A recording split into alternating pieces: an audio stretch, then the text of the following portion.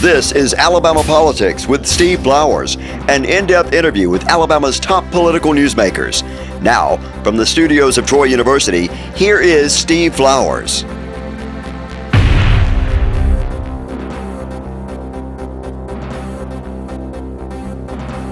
I'm Steve Clouse, and welcome to Alabama Politics. We're fortunate tonight to have as our guest my good friend, Representative Steve Clouse from Ozark.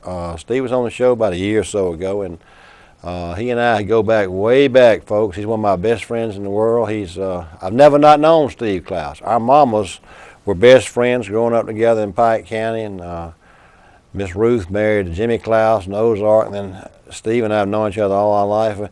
And then we wound up being in the same fraternity at the University of Alabama.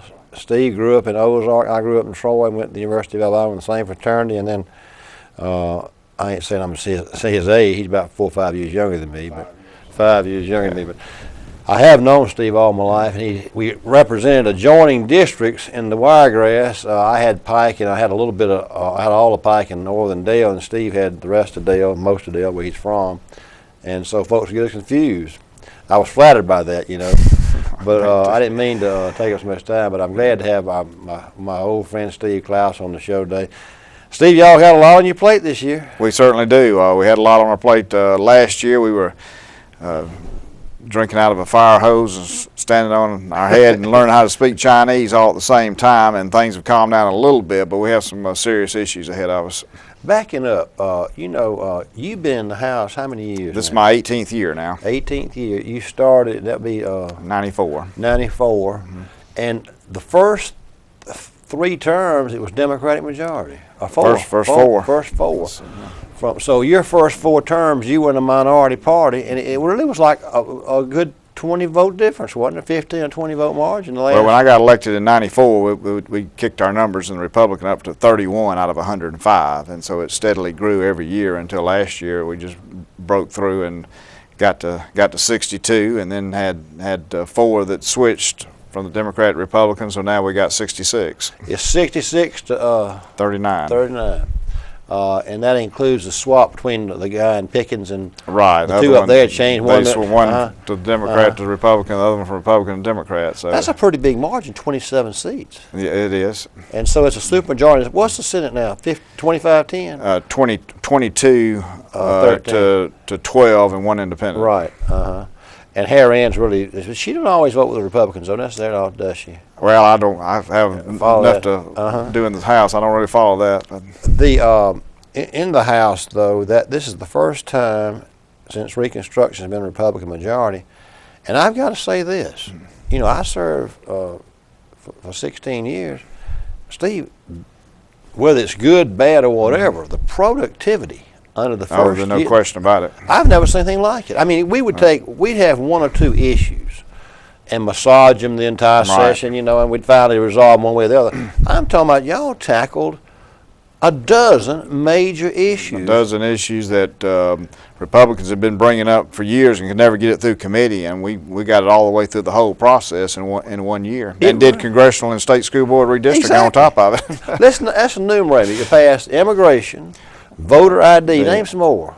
Well, of course, in that special session we passed a law banning double dipping, the pack-to-pack transfers, the new ethics law. So going back to that, you got new ethics, pack-to-pack, double dipping. Right. And then starting the regular session, you had immigration. Immigration, the voter ID, of course, the rolling reserve fund there.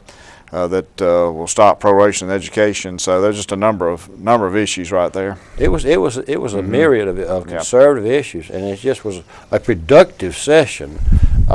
Actually, you know, we've had Governor Bentley on the show, and he acknowledges that really it was the House and Senate working congruently and almost independently of the governor's office. He was for a lot of the same stuff, but you know, it wasn't his instigation.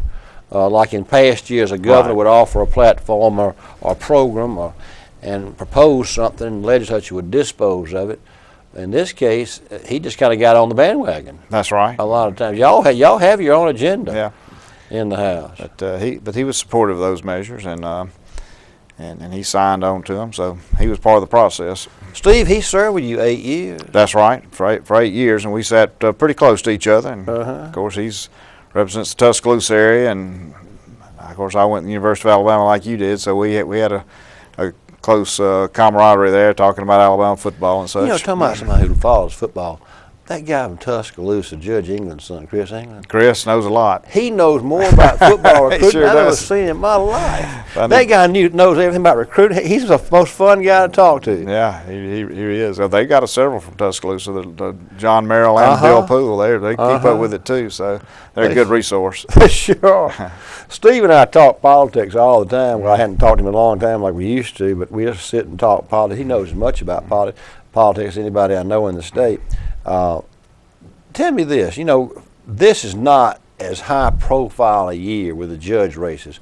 And really and truly, we only have 2 judgeships statewide up for election, the Chief Justice race and then that Woodall seat when he's retired out of 5 seats.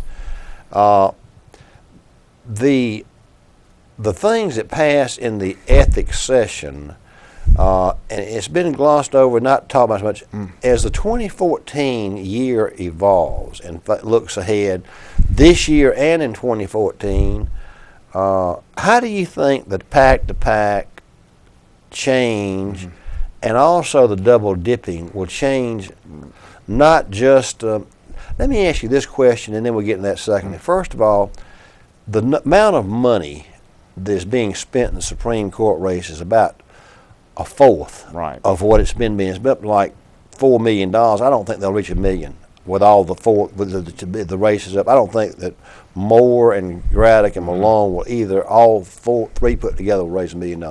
I don't think so either. Now, in your opinion, you know, when my first terms in the House, tort was the issue.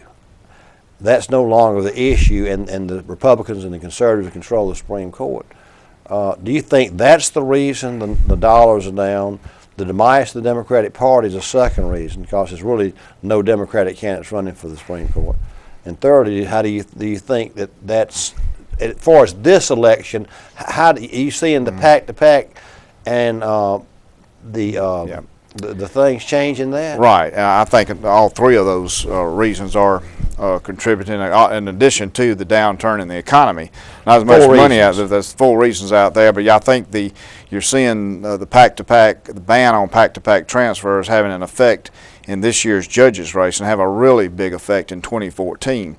A lot of people didn't want their names on the campaign finance form. A lot of candidates didn't want some of the money they were receiving from some sources to be on those campaign finance forms. So that's why you had the proliferation of the PACs, over 700 PACs in the state, and that's led to the public not knowing the source of those funds, and that's not right for a transparent government. And I think it's going to have a tremendous effect in 2014 when the legislative races pick back up. So in this year, if you had to enumerate the reason the money's down, the interest down, you'd say, first of all, probably maybe the demise of the party.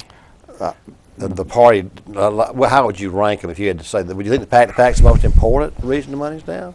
I don't know if it could. I think they're all right in there together at this point. Pack-to-pack, the economy, demise of the Democratic Party, and all about equal. All about equal there. But I think in 2014 you'll see a real, when the legislative races kick up and the governor's race, so that's going to have a tremendous influence. The pack-to-pack is. So you see the money in 2014 diminishing too? I do. In legislative races? Right. What was the average cost of a competitive House race last time, if you had to guess? I would say, of course, it varies based on what district you live in. If you're in a more urban area, your television market's going to be a lot more expensive. But I would say a House race is averaging in the 150,000 range. That much? And the Senate races 50 or 60. Averaging in the 400,000 to 500,000 range. Did not know it had gotten that expensive. So House races are 150 and Senate on the winning are 450. Right.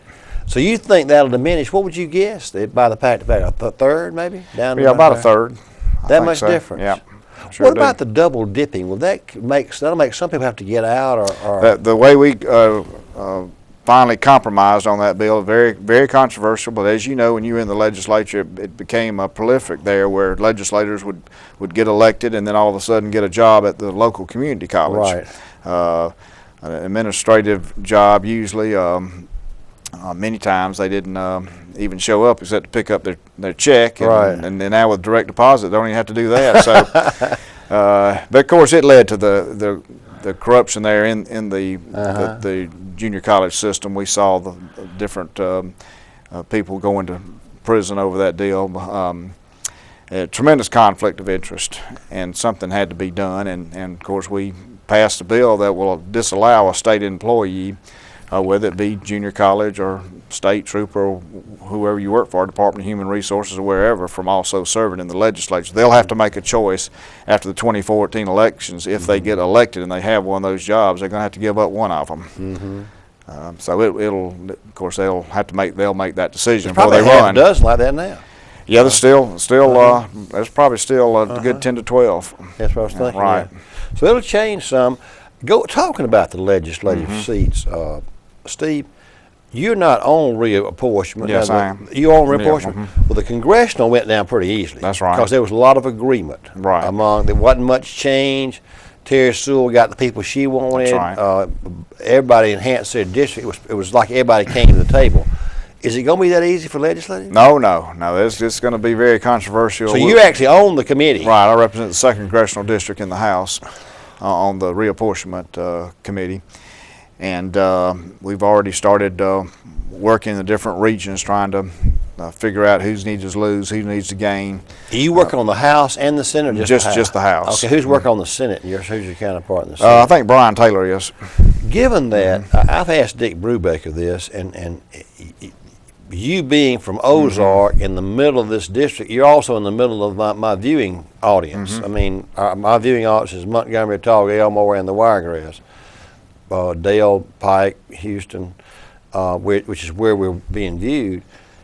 Where are the changes? Where's the growth? The growth's obviously in Talga and Elmore in the 2nd district. Well, up here in the river region, no question about it. It's in Talga. How's Dothan doing? How's Houston? Houston County grew a pretty good bit. They grew from about 90,000 people to a little over 100,000.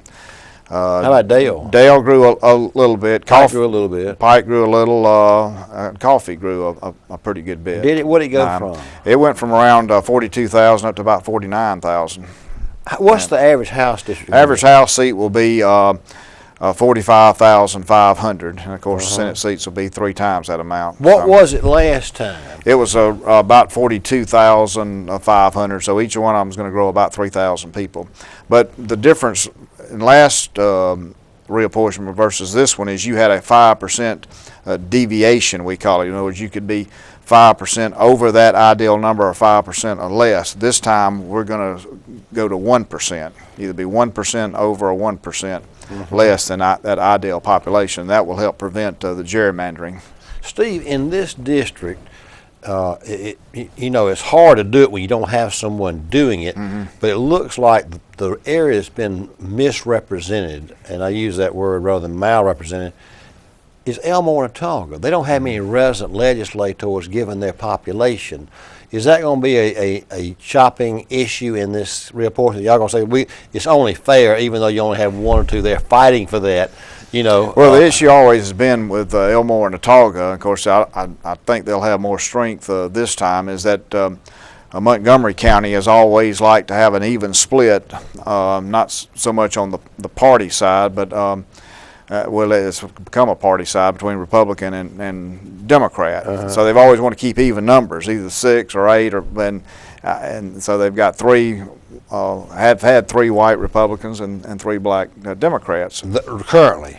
Well, right now, of course, Joe Hubbard won. So you have 7 seats. So now you got 6 still. Okay. You got 1 white Democrat, 2 white Republicans, and 3 black Democrats. Who are the representatives from Montgomery now? Well, of course, you got Alvin Holmes, John Knight, Thad McClammy. All right. Then you got Joe Hubbard. All right. Then Wren. And Jay Love. And now, Wren goes into Elmore, too, doesn't he? He goes into Elmore a good bit. Now, Montgomery's population has been stagnant. And of course, all the other ones have started growing. So Montgomery has not grown. County. Right. They've not grown. So they're going to have an issue there whether or not they're going to be able to keep 6 resident House members. in the new reapportionment. It's hard to do it without having an overlapping of Elmore and Autauga That's into right. Montgomery. You've Right. got to have some spillover into Montgomery. And Autauga County, they have an issue there where the city of Prattville is in both counties, Right. Elmore and Autauga, and they want their House member to represent all of the city of Prattville, which would take him into two counties, and that's the issue there between Elmore and Autauga. Well, how do you see that being resolved? I mean, you're going to be on the Right. You're being stretched like this. I know I was in that position. That's right. I would have somebody come to me and say, I got to have this. You know, Jimmy Clark was speaker. He was a crusty old fellow. Oh yeah. And I said, Mr. Jimmy, I'm having a hard time. Seth Hammett wants this precinct, and Joe Carruthers wants this one, and I can't. He says the cardinal rule is take care of yourself first. That's right. He said, heck with the rest of them. So, but going back there, I know they're fighting with you over that because it's like it's a big puzzle. You know, you move more in here, you take some away from over here, and then that affects those outlining districts. You know, so it's like a big puzzle that you're trying to put together, and it's really difficult when you're trying to put the middle part of the puzzle together. You know, if you go start on the edges like we are down in southeast Alabama, we can pretty much piece it together on the edges. Will you start from the edge then when you do Yes. it? So because since you're on the committee, you'll start with Houston first. We'll start with we'll start in the southeast corner. We'll start down there in Mobile and Baldwin and start moving up, and then on the northeast, northwest sections and start moving Well, down. speaking of the wiregrass, how do you see it shaping up? How is your district on par? I don't think there's going to be much difference In the wiregrass. In the wiregrass, we've got to make some changes around the edges. But it's not much. Not much. So the Five or districts six. will stay about the same. They'll stay about the same in the wiregrass. Now, well, you want to stay in Houston, though? You like Houston, having Houston? Well, I've got a lot of good friends in Houston. They've been good to me, but that's the way it's going to work out. I'll still have Well, coffee's gonna have a little over. Somebody's got to get a part of coffee then. I think Mike Jones in Andalusia will be coming over and get part of. How many does Covington have? Covington County it's going to work out just right for them because they're going to have to pick up about 4,300 folks, and Coffee's going to have to lose about 43. So you put those coffee cans in Right. with Covington. That's Right. an easy fit. Right. And your stuff down there fits pretty easily. Right. You just move.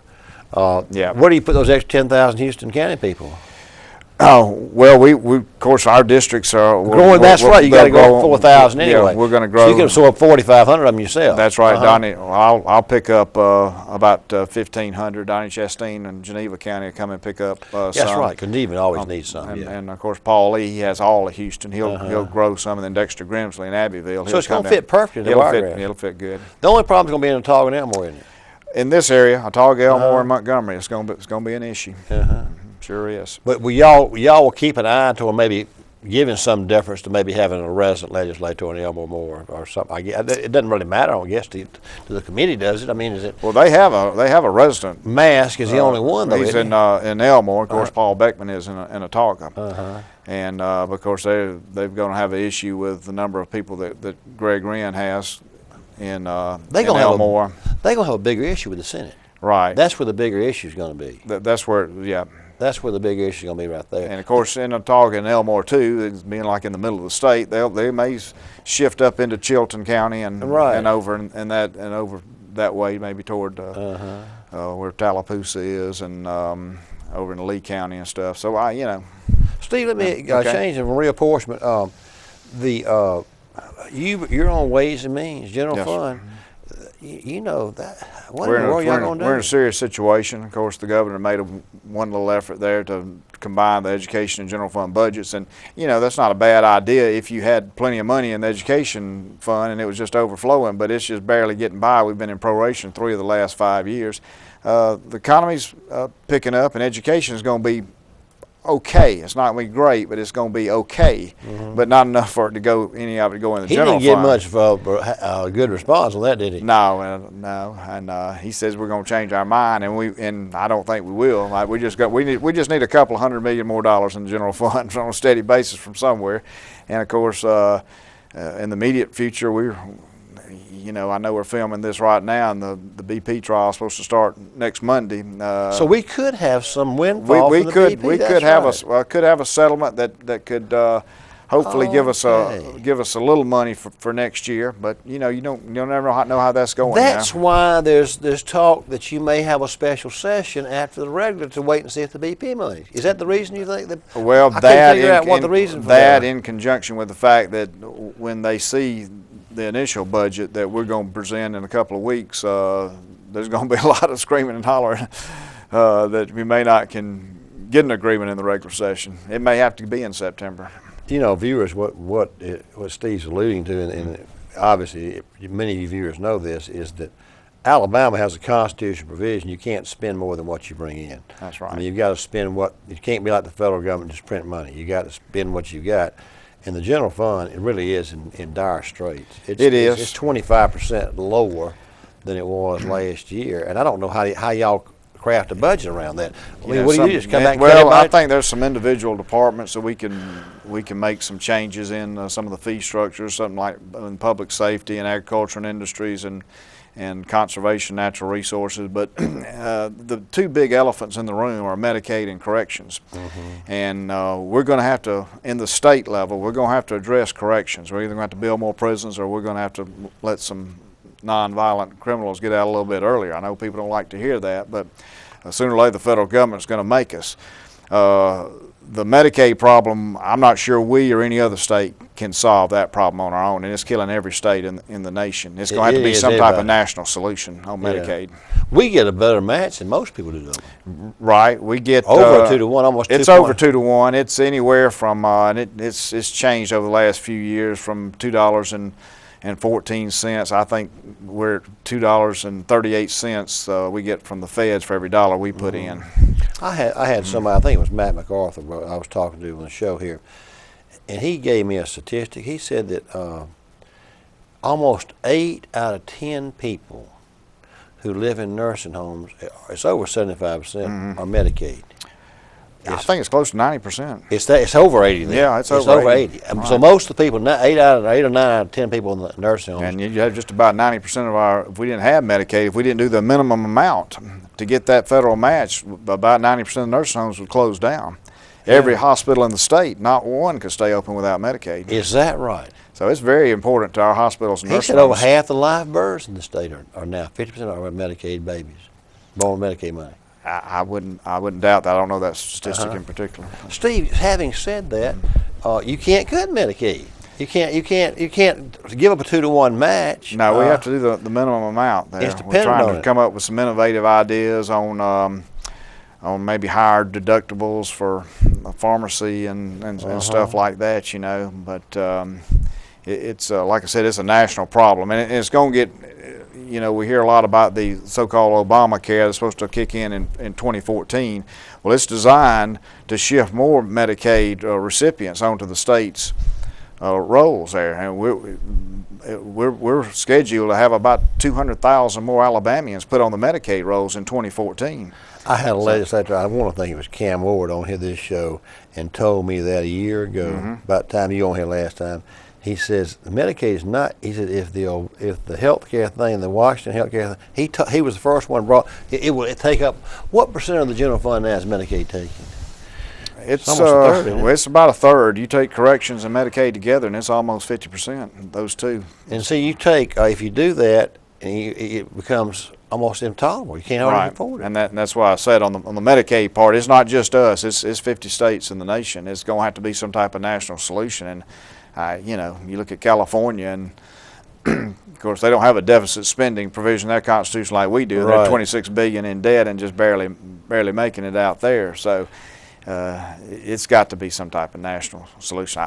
I don't know. You know, having said that, this problem has not been brought on by the legislature. In defense of the people in the legislature, this is a national economic downturn. And I contend, Steve, that the situation that the state of Alabama is in now is worse than the Great Depression, because during the Great Depression there wasn't much the state government was doing anyway. They had highways, they had public safety, and prisons, and that was about it. Medicaid did not exist. That's right. I mean, so you didn't have a lot of the programs you have now. So if you had to cut money, you say, well, you know, we'll cut a few troopers out. We'll, you know, not have quite as many guards. We'll not build a road here or there.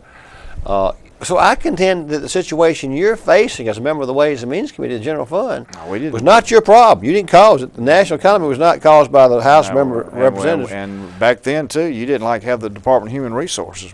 Exactly. The food stamps and those type things. Have you thought about that? That this is worse than the Depression? No. Have you ever thought that concept? No, absolutely. I mean, that's Right. I thought the other day I was talking to somebody, I said, well, this is worse than depression. That's right. Because those programs didn't exist. You know, one thing I think we ought to clarify with our viewers is some general fund agencies are not affected by this because they have their own money. Transportation. Right. Elaborate on that. Well, transportation, of course, they have their own fund that's funded by the gasoline tax. Right. Sort of a pay-as-you-go And type y'all thing. ain't even appropriate. It just goes straight there. No, doesn't it goes straight to the highway department. Yeah. So they're not included in the general fund. Of course, they're cash strapped too. They're saying the price of gasoline, as it goes up, people drive less miles. That brings in less tax dollars to DOT. And of course, with the price of oil so high, that makes asphalt a lot higher too. So it's sort of a double-edged sword. They're getting the double whammy there. ABC has their own money. They generate their own money through the sale of liquor in the state stores. Who else gets money with all Well, that? Department of Conservation and Natural Resources, Right, they that's have their right. own fees for hunters and fishermen and that type thing. So. You alluded to something while ago, and I was going to ask you this. You were saying the Agriculture Department and the Public Safety, you can raise the cost of I think there's some speeding fees tickets or something? well, that not necessarily speeding tickets, other fees like driver's license Oh, and those okay. type things. That we can make some adjustments there, take care of them, and the same thing with ag and industries. You know, some of these. He's really been cut over there. Oh yeah, it's devastating. You go and look at any next time your viewers are at a gas pump and pumping gas, they can look at that sticker on there, and it'll have Ron Sparks' name still on there because they don't have any inspectors out there inspecting. Not only the gasoline, for the weights of the scales at grocery stores, we've had to cut those employees. So it's you know, it becomes a consumer issue here before long. Steve, only about 2 minutes left. I was going to ask you, the texting and driving is going to pass, isn't it? I think so. I think we finally we've passed in the House, but it hadn't moved in the Senate. But I think the Senate's going to pass it this year. It's gotten to be such a problem on the roads. It has. It's like it's almost. I've heard some people with public safety say it's caused more accidents than, And it's particularly than drunk driving. well, it's particularly a teen problem. You can go to any roadways close to a high school in the morning and just stand there and watch them, and they're texting. They're not looking at the road. They do it at Carroll High School. Oh yeah, all over everywhere.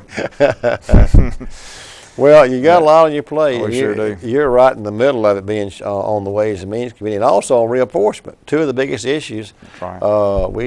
It's time we had Representative Clouse on our program because do you think redistricting will be addressed in the regular session? I think we're going to call a special session, or we'll have the governor call one. He's the only one that can call it within the regular session, so we won't eat up any regular session days. Right. And try to do it from Monday through Friday. Steve, when are they going to show the lines for the first time? Well, still working on them, so it'll probably be another month. So it'll probably one of the last things we do in the session. The last minute, probably. Yep. Yeah. Well, maybe y'all can get it worked out so we don't have a special on it. I mean, after the special, after the regular session. Right. Well, folks, our time's up. I want to again thank my guest, Representative Steve Clouse from Ozark, for being with us tonight, and hope you viewers have enjoyed our show talking about the state's problems and reapportionment and things like that. We'll have Steve back on again, and thanks you viewers in the Wiregrass. Hope you'll enjoy seeing your hometown popular Representative Steve Clouse on the show. Thank you, viewers, for watching. Tune in again next week for Alabama Politics. And thank you, Representative Clouse. Thank you, Steve.